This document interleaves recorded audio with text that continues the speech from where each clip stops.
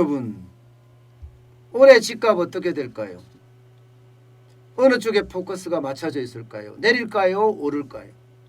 오를까에 맞춰져 있습니다. 오를까요? 왜냐고요? 아니 올해 공급이 더 떨어질 거니까 말입니다.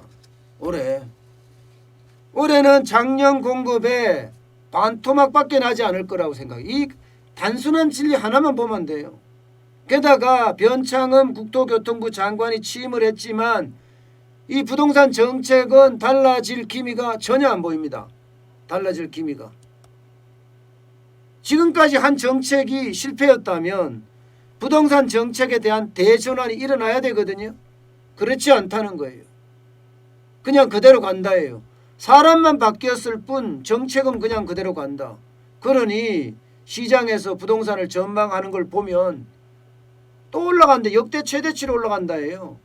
이게 주택가격 전망 지수입니다. 한국은행이 내는 지수인데요. 132예요. 예. 11월 달만 하더라도 132였거든요. 이게 132가 됐다는 것은 또 폭등한다는 얘기예요. 또 폭등한다는 이야기. 2포인트가 증가한 게 엄청나다는 이야기입니다. 엄청나다는 이야기예요. 결국 올해 부동산은 또 한 번 올라간다. 이게 여러분 서울을 묶으니까 규제지역으로 대출 규제도 묶고 정책 규제도 묶고 여기에다가 법률 규제까지 그냥 꽁꽁 묶어놓으니까 지방으로 내려갔었거든요. 지방으로 내려가서 부산에서 집값을 엄청나게 올렸습니다. 그러더니 부산 집값이 엄청나게 올라가니까 해운대구하고 우리 강남하고 두 개를 비교해 보니까 아니 뭐 해운대구에 사는 강남하고 집값 차이가 별로 안 나. 그러니까 해운대구 쪽으로 부산에 투자했던 사람들이 서울로 회군하기 시작했어요. 서울로 회군. 상대적으로 서울이 싸다 이렇게 보는 겁니다. 그러면서 서울 집값이 쭉쭉 또 올라가고 있다니까요. 서울 집값이. 결국은요 여러분 서울 집값이 이렇게 올라간다면 이거는요 결국 또 폭등을 불러올 수도 있다는 이야기입니다. 여러분 전국 집값은 12월 셋째 주가 0.29였어요. 역대 최대로 올랐다고 이야기했거든요. 지금도 만만치 않습니다. 0.28이면 적은 게 아니에요. 전국 집값이. 굉장히 많이 오르는 수치입니다. 여기에다가 말입니다. 서울 전역이 지금 다시 오르기 시작했어요. 12월 셋째 주는요 0.05가 오르더니 12월 넷째 주는 0.06이 올랐습니다. 그 중에서도 이게 심각한 게 서울 동남권이에요. 강남 4구라고 이야기하는 거 있잖아요. 강남, 서초, 송파, 강동구 말입니다. 여기가 지난주는 0.09%였는데 지금은 0.1%까지 쭉 올라갔습니다. 0.1%까지. 결국은 전국을 돌고 돌아서 서울 회군을 하는 그런 모습이잖아요.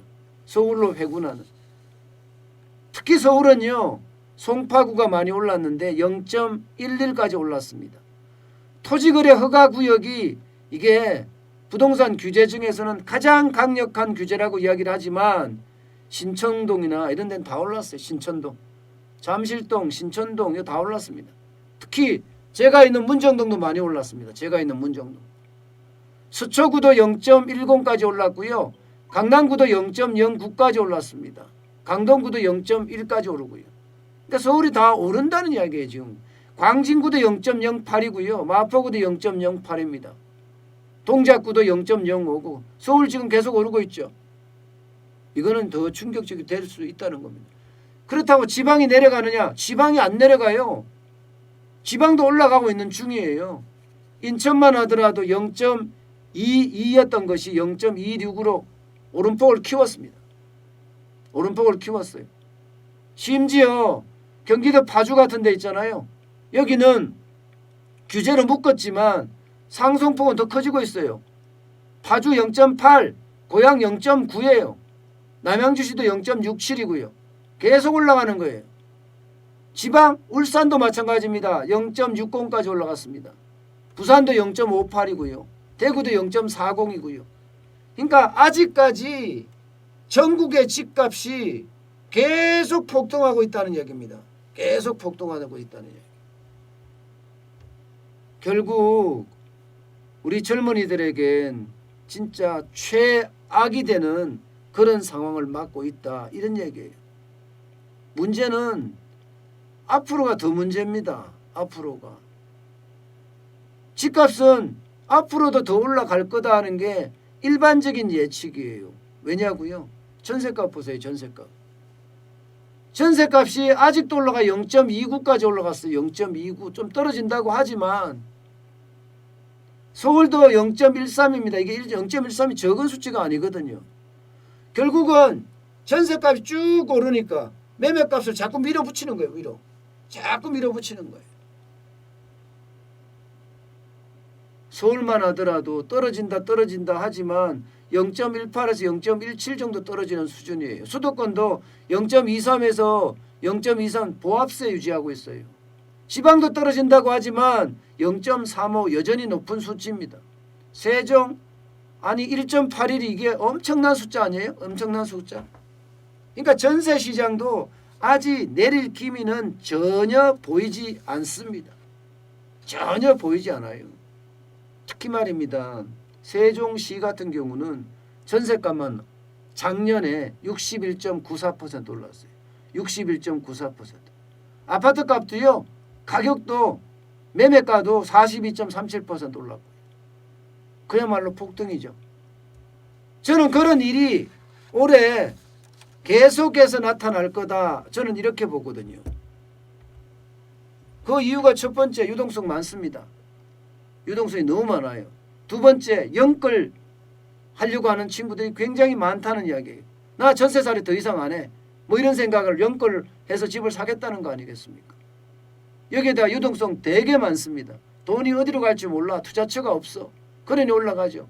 가장 큰 문제는 공급이 부족하다는 사실이에요. 올해는 작년에 반땅, 반토막밖에 공급을 안 하죠. 게다가 앞서 말씀드렸다시피 정부의 공급 방안에는요. 소비자들이 원하는 공급 방안은 없습니다.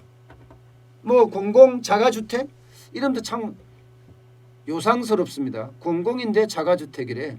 글쎄 공공인데 자가주택이 이름 요상스럽죠. 그죠? 마치 뭐 사유재산이라고 이야기하던데 공유재산처럼 느껴지기도 하고 그죠? 공유형 사유재산인가? 그것도 이상하잖아요. 이름이 그죠? 하여튼 공공자가주택이라는 걸 많이 만들었겠다. 임대주택을 만들겠다는 이야기예요. 여러분 임대주택 만들어서는 주택 못 잡습니다. 아니 소비자들이 원하는 걸 줘야 되거든요. 그게 시장이거든요. 정부가 임의대로 찍어낸다고 해서 이게 여러분 집값을 잡을 수 없습니다. 사람들 안 들어간다니까요. 토지 임대부 주택이나 이런 게 가능하겠냐고요. 환매 조건부 주택. 환매 조건이라는 게 정부가 사고 정부가 판다는 이야기인데 그게 가능하겠냐고. 결국은 집값이 계속 올라갈 수밖에 없다. 저는 이렇게 보는 거예요. 노무현 정부 때 전체 오른 게 56.5% 올랐답니다. 문재인 정부는 지금 38.3%밖에 안 올랐으니까 더 많이 오를 거다. 이렇게 지금 예상하고 있습니다. 이렇게. 부동산 정책은 솔직히 완전히 실패했잖아요. 그래서 전면적인 대전환이 필요한데 참 이걸 안 하고 있다는 게 그게 더 안타깝습니다. 여러분. 전면적인 전환이 있지 않는 한 부동산 시장의 변화 있을까요? 저는 쉽지 않다고 봅니다.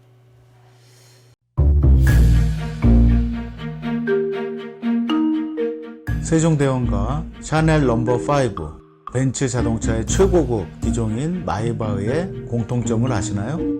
바로 침향입니다. 침향이란 동남아시아에서 자생하는 침향나무가 상처를 입었을 때 스스로를 보호하기 위해서 분비시키는 침향나무의 진액입니다.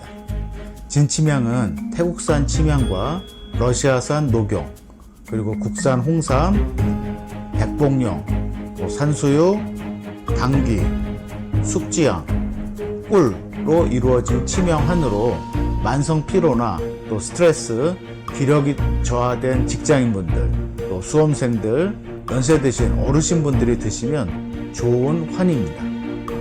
진치명 여러분들께 자신있게 권해드립니다.